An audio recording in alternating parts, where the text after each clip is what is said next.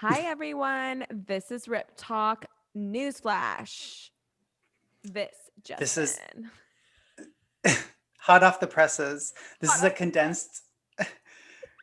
This is kind of like a tomato soup, condensed tomato soup episode where we're just gonna be like, bang, bang, boom. We're gonna get it all done. Yeah. What are you going to hear? Hot off the press. Hot and heavy. Coming in strong. Extra, extra. Read all about it. Extra, extra. Newsflash.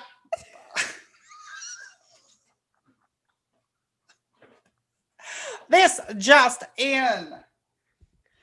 So, what do you talk about, Jamie? What should we talk? What's the first thing we need to talk about? So, we're going to do, I think we're going to do some updates about our last episode. And for the people who didn't watch or listen, we did Mystery Manor. It was on haunted houses. So, but we have an update on Mystery Manor. And then after that, we'll do our calls. What do you think about that, Yeah, baby? from our hotline. Yeah, I from our love it. hotline. Yeah. So we're just going to do a little update. This just in, hot off the press, Mystery Manor coming in hot from the seventh layer of hell. I'm going to hand it off to Mark. Mark, tell me what you know. That was really So, good. okay, that was cute. So, Fuck. tell me which. Tell me what you know. Okay. Okay. So, a lot has transpired in regards to Mystery Manor since we had episode 1. A few days after we recorded, I went on a tirelessly endless journey to find a way to contact somebody from Mystery Manor. Yeah. Because there was either like a phone, like the phone numbers they had were like disconnected or the voicemails were all full. But I found a way in and I got directly to the owner, Wayne Seeley, and I called him directly. And me and him talked for about 2 hours. And he kind of told me he answered all my questions or that we had on Mystery Manor. There's some things that are a little bit more of a maybe it's an urban legend, maybe it's a unsolved mystery. I don't think he wanted to disclose too much of what was fact and what was fiction, but we are hopefully going to get him on the show. Yes. Just to get him like a brief little phone conversation. And But also, we're going to get him on the phone for sure. But Mark and I are actually going to the Mystery Manor and we're going to do a tour. And we're going to, I think that we need to do some real ghost hunting. 100%. I don't know how I'm probably gonna fucking lose my shit real quick. I'll jump out the windows, but the windows are actually boarded, so it's safe zone. So you're just gonna be just I'm just gonna be jumping on the wall. jumping to the wall. I'll break my neck trying to jump out the window because I'll just ricochet off the wall. So we're gonna go and he's gonna do a tour with us. Yep. And show us the And ins he's and so outs. nice. Yeah, he really does. The cool thing about this whole interview that Mark did with him was he was like a legit passionate human being about like his property that he owned and the history. Also, he let us know all like the true names of these people. Remember that? Yeah. Like, Yeah. so he like gave us the deeds, and we're obviously going to give you the deeds once we have everything packaged up. We're going to pretty much make a movie. Basically, yeah. And I think that what I would really enjoy is to have him kind of explain the folklore and the backstory of that place. And I think that it was just really cool to talk to him for such a long period of time because he was really, really passionate about the haunted house, and he really sees it more as like a theatrical spectacle than like a spook house or a scare house. Like he really thinks of it as more of like a theatrical performance, Mm-hmm. and the way that he talked about it was so enriching, Yeah. and it added like a really nice, beautiful, like artistic element to it. So Yeah, for sure. Yeah. It was really cute and really he cool. says that it's haunted, though. He said it's Yeah. legit. He literally was like, yes, nothing. Obviously, the story, like when you guys come into the house, it's like made up, but it's actually like it's a fucking haunted house. Just Yeah. like we told you. Well, let's proceed and let's Yeah. keep enjoying ourselves because we have a lot going on. I'm coming from the Twilight Um, Zone. Coming in hot and heavy from the Twilight Zone. so I think we should do a caller. Yes. Yeah. Yeah. Let's do a color. Okay. And these are picked at Oh, random, by the way. yep. I have them all in my phone and I'm just going to. All right. Bebop, bop, bop, bop, bop. Ready? Hello. Pressing play now. Hi, guys. I just listened to your podcast, so I thought I would call because I have two interesting stories that go with the topics that you talked about. One is the only time I've ever been to Mystery Manor. My mom took me when I was like 12. She was like, my daughter's spooky. She's going to love this place.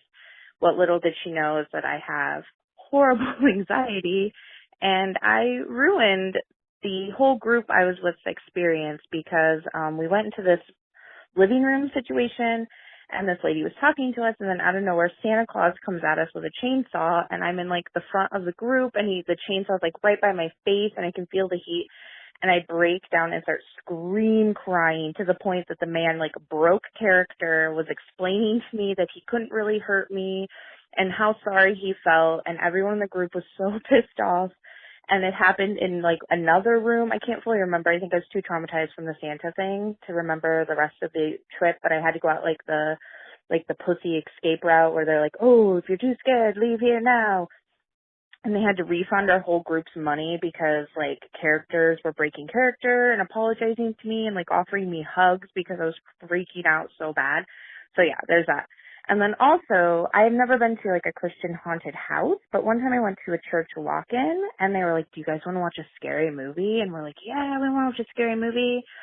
And the scary movie was this girl, and it's like prom, and she's drinking and smoking marijuana and having premarital sex, and then she has an abortion, and then she dies, and she has to relive all of the terrible things she did, and she had like a friend who was gay, and he has AIDS now, and then it was like, look at the horrors of her life, and like, shocking, shocking. And then they like turn the lights on, and I shit you not, someone gets up to the podium and then they literally say, who's looking to get saved tonight? And they tried to like do like baptisms on the spot, and I was like, nah, dude, I just came here to like stay up late and drink this 12-pack of Surge. So those are my stories. I think I got it all done before a beep or something, so it counts. But anyway, I loved the podcast, and I can't wait to watch your next episode. Bye, guys. That was good. I remember when I was a teenager, maybe a little less than a teenager, a preteen, and my mom and dad, I didn't have any kind of religious upbringing by any means, but I do remember that's my dog. I do remember going to one of those at a church and just going to fuck around. Like there was no, and there were people there that were like crying and just being like, I can't find my keys, and I prayed and I didn't get the Lord didn't help me find my keys, and I was just like, no shit. Really? Like Sometimes when I lose stuff, I say like a little like rhyme. oh, let me hear It's it. like it's supposed to be like a prayer. Let me hear the rhyme. Yeah, it's like Saint Anthony, please come around. Something is lost that cannot be found. Because Please come around. that's the saint of lost things. Yeah, and he helps me a lot. He does. Does he know that you're a naughty boy? He definitely knows I'm a naughty boy. He knows I dabble with the devil. I think he's down for Dabbling with the that. devil. Well, I think we should do another. Yeah, let's do another caller. And also, guys, my little dog Julio is just chewing on a bone. So if you guys hear a little gremlin in the background, that's him. Rip Talk, can we talk about what are the most supernatural experiences that you've ever had? I'm talking about hallucinations or feelings or haunted experiences or, anything paranormal or supernatural. Yeah, I would love to see a show or have people call in with their experiences just to say like what their, what the relationship is. Thanks, Rip Talk. Bye. Wow. I think we should do an episode of people's paranormal experiences, like a dedicated episode. Do we have another caller? Yeah, we can whip one up. Let's see. Next episode, I'm just gonna wear a sheet because I'm pretty much like a ghost right now. What are you talking about? Oh, yeah. Just like. So I've been thinking a lot about the pandemic lately, and there's people around me. I mean, we're all struggling, and I am having like family members who maybe feel like they're giving up or like wishing for some type of rationality. And I don't think it's about giving up or like begging for rationality. I think it's about giving in to the darkness that's within all of us and just getting settled into the doom and gloom and letting our souls go on a wild, spooky ride, and just see where we end up. If our dark souls can all come together right now, we can imagine our wildest dreams. And that's just kind of what I'm thinking about. And thanks for having a Rick Talk hotline. It makes me hot and horny. Wow. That was pretty powerful. That was really, really powerful. Also, I think that our caller really did hit some really good points in terms of, mental stability, emotional stability with going through the pandemic, amongst everything else that we're having politically happen to our country. And then just accepting and being honestly honest with yourself, right? Like, these are intense times, and I think that denying that and repressing a lot of those feelings is only going to get worse for you. So I think that just embracing what's going on and kind of maneuvering into a new space is always positive. Reflecting. It's very new age. It is new age. It's very Enya. Like I wish we could had like an Enya soundtrack when you were doing that little monologue. Who, me or the caller? You. Oh, did you like Yeah. it? Yeah. It's very like silhouette, silhouette. Yeah. I don't know. It felt very uplifting. Thank you to that caller. It was a little highly erotic at the end, and I was a little I was a little titillated. That was nice. Titillated? So thanks. I think that we should all try to embrace what's going on and just like give into it and just like let go and let God, as they say at the church. Let go and let God, and Satan take the will. Please. Yeah. Yeah. Yeah, that was awesome. I loved that call. I loved all the calls tonight that we heard. And I think that if anyone wants to send more, but also open to little cute videos that you guys want to send us to, so it doesn't necessarily have to be a phone call that you guys give us. That would be really cute, and we can put you on the show too if you want. Well, and how do they do that? through the Through the Instagram, yeah. just send us a private message if you want to Yeah. have a video, and we would love to showcase your beautiful face. And who knows if this will be the beginning of your new life as a celebrity. Yeah, the beginning to the end, maybe. Oh, I mean, I don't know. Anyways, we want to hear from you. We love to hear from you. I think we should definitely put a call out, and here's the call.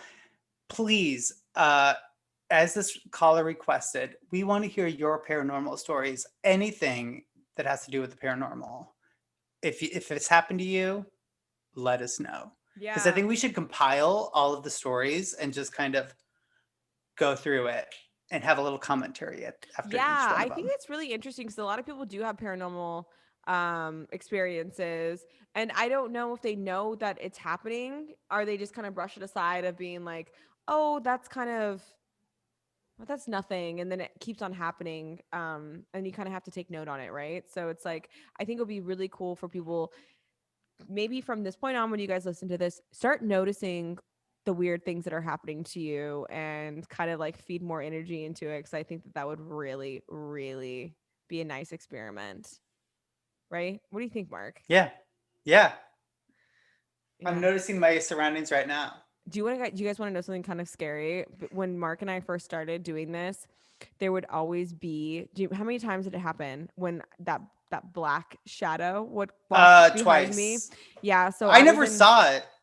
I did. So I was in my old house, and it's called the Doom Room, where we recorded, and I Mark and I would be talking, and there would be like a black shadow walk behind me, and I'm like, "Oh, did you see that?" And he's like, "No, dude, I didn't see anything." And I'm like, "What?" And he's like, "Well, I kind of saw, like, I thought it was something, but I didn't really notice it." So yeah, just keep attention on things, and I think that you will be open to a lot more experiences. Truly, I think that that's really how it works, like you open a part of your brain and things start happening more because you're aware of them, and you can really just let us know how it goes.